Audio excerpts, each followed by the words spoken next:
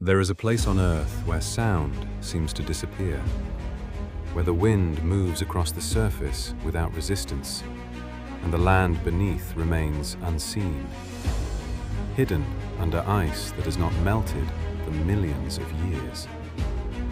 Antarctica is not just remote, it is silent. And that silence has made it the last place where unanswered questions can still exist. For centuries, this continent was a blank space, not unexplored, but unimagined. A white margin at the edge of maps, labeled only with uncertainty. Even now, despite satellites, despite radar, despite constant observation from above, Antarctica remains largely unknown. Not because we cannot see it, but because so much of it remains buried. And what lies beneath that ice has quietly unsettled scientists, historians, and investigators alike. Not with dramatic revelations, but with details that refuse to fit comfortably into established explanations. This is an investigative report, not about aliens, not about fantasy, but about anomalies, records, and the lingering possibility that Antarctica's past is far more complex than its frozen present suggests. Pause for a moment. Imagine a continent twice the size of Australia, larger than Europe, covered almost entirely by ice more than a mile thick. This ice contains nearly 90% of the world's fresh water. It presses down on the land with unimaginable weight. And beneath it, mountains, valleys, and entire river systems remain locked away. For most of human history, Antarctica existed only as an idea, a theoretical southern landmass, a balancing weight imagined by ancient philosophers who believed the world needed symmetry. When early explorers finally reached it, they found no civilization, no ruins rising from the ice, only wind, rock, and endless white. And yet, modern technology has complicated that picture. Satellite imagery has transformed Antarctica from a blank space into a digital landscape. Every ridge, every exposed peak, every irregular shadow is recorded, archived, and examined. And in that data, investigators began noticing patterns, shapes that looked intentional. In the Ellsworth Mountains, near the Patriot Hills research base, a single peak drew global attention. It rose sharply from the ice. 4 faces, clean edges, a pointed apex. From above, it resembled a pyramid. Glaciologists identified it as a nunatak, a mountain peak protruding through ice. They explained its symmetry as the result of freeze-thaw erosion, water entering cracks, freezing, expanding, over millions of years carving sharp planes. This explanation is valid. Natural processes can produce remarkable geometry. The Matterhorn in the Alps is one such example, a pyramidal mountain formed entirely by erosion. And yet, the Antarctic formation appeared unusually precise. Its 4 faces were more evenly aligned, its symmetry more consistent. Comparisons were made to the Great Pyramid at Giza, to stepped hills in Bosnia, claimed by some researchers to be artificial. Most scientists dismissed these comparisons, rightfully cautious, but the questions did not stop. In East Antarctica, satellite passes revealed something else, a dark, rectangular opening along a rock face. Its edges appeared unusually straight, its scale enormous. Online observers called it a doorway. Some estimated it could accommodate an aircraft. Glaciologists countered with simpler explanations, a rock gap, a shadow, an exposed ridge created by shifting ice. None of these explanations are unreasonable, and yet, when such features accumulate, curiosity deepens. Because the surface is only the beginning. To understand Antarctica, one must look backward, far backward. Antarctica was not always frozen. This is not speculation, it is confirmed through fossil evidence. In the Beardmore Glacier region, scientists discovered fossilized tree trunks, still standing upright, preserved where they grew. On Alexander Island, fossilized leaves from beech trees were recovered, alongside ferns and conifers. These were not tundra plants. They belonged to temperate rainforests. Climate reconstructions suggest temperatures between 13 and 21 degrees Celsius, warm enough for rivers, for soil, for ecosystems capable of supporting complex life. This means Antarctica was green, not hundreds of millions of years ago, but tens of millions.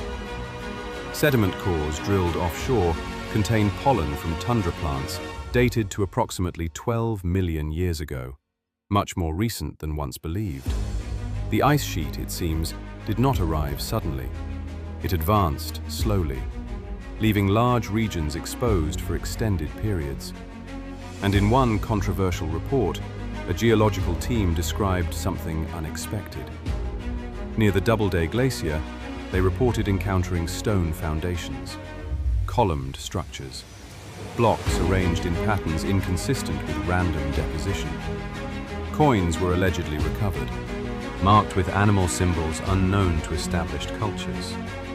No peer-reviewed publication confirmed this finding. No verified photographs were released. Most scientists consider the report unreliable, but it remains part of the Antarctic record, a claim unresolved, neither proven nor fully explained. This context matters when examining ancient maps. In 1513, the Ottoman admiral Piri Reis compiled a world map. It depicted Europe, Africa, parts of the Americas, and at the bottom, a southern landmass. Some researchers argue this coastline matches Antarctica, not as it appears today, but as it exists beneath the ice.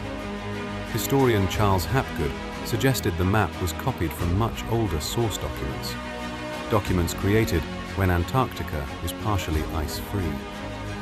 To explain this, he proposed crustal displacement, a theory suggesting Earth's outer shell can shift relative to its core. Modern geology recognizes true polar wander, but not at the speed Hapgood suggested.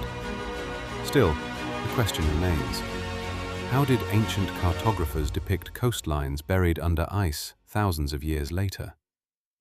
There is no confirmed answer, only competing interpretations. Some argue the landmass is a distorted South America. Others suggest coincidence, pattern recognition, human imagination. Yet the map continues to provoke debate. Beneath the ice, discoveries continue. Lake Vostok lies beneath 4 kilometers of ice, sealed off for up to 25 million years.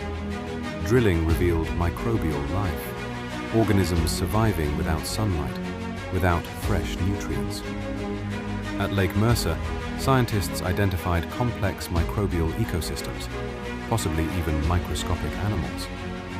At Blood Falls, iron-rich water flows from a glacier, turning red as it oxidizes.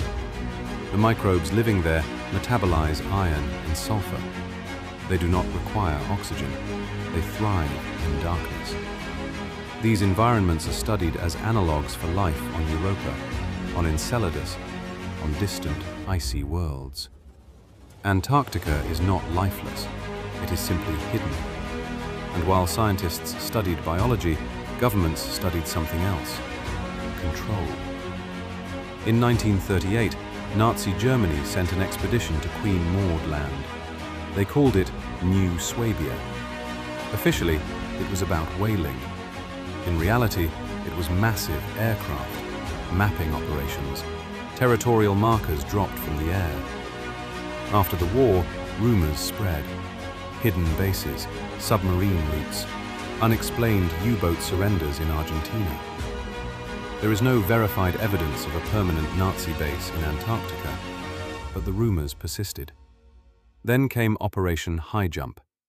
In 1946, the United States deployed thousands of personnel, ships, aircraft, to Antarctica. Officially, it was a training exercise. In reality, it was unprecedented in scale. The mission ended early. Accidents were cited, fatal crashes, equipment losses. Admiral Richard Byrd later spoke publicly about the strategic importance of polar regions. Some claim he described a temperate interior. These accounts come from a disputed diary. Its authenticity is unconfirmed. Still, the operation marked a turning point. Soon after, Antarctica was locked down. In 1959, nations agreed to the Antarctic Treaty. Military activity was banned, territorial claims frozen, scientific cooperation mandated. Access became regulated, movement restricted. Certain zones sealed entirely.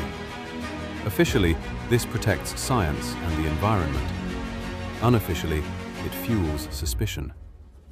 Why so much control? Why so much secrecy? There is no evidence of hidden cities, no proof of advanced civilizations. But Antarctica continues to reveal surprises. And now, it is changing. The Antarctic Peninsula is warming rapidly. Ice is retreating. Land is reappearing. Plants are returning. Penguins are migrating. Invasive species are arriving. In 2 centuries, parts of Antarctica may resemble cold coastal regions elsewhere on Earth. As the ice recedes, more will be exposed. Not answers, but questions. Because Antarctica has never been about what we find. It has always been about what remains hidden. And in the silence of that frozen continent, the past waits. Not to be discovered all at once, but slowly, as it always has, as it still does.